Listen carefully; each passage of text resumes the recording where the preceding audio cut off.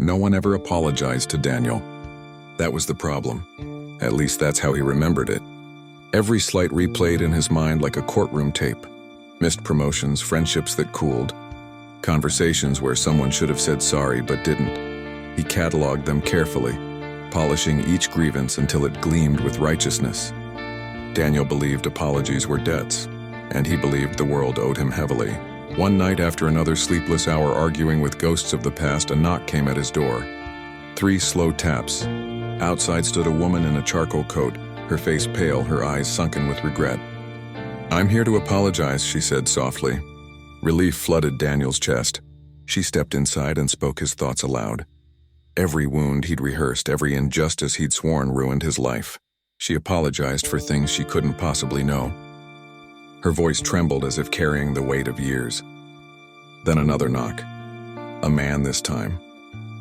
Then another, and another. Soon Daniel's apartment filled with strangers, all apologizing. Co-workers he barely remembered.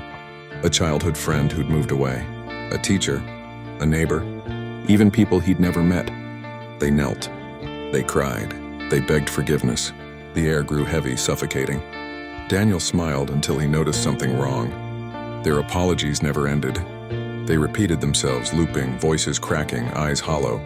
Some began bleeding from the mouth, choking on words like, "I'm sorry," and "you deserved better." "Stop," Daniel whispered. They didn't. The room darkened as their voices blended into a single droning chant. His chest tightened. The apologies no longer felt healing. They felt like punishment. Finally, the woman in the coat looked up at him. "We've paid our debt," she said. "Now it's your turn." The room vanished. Daniel woke alone, gasping, surrounded by silence so loud it hurt. No apologies. No visitors.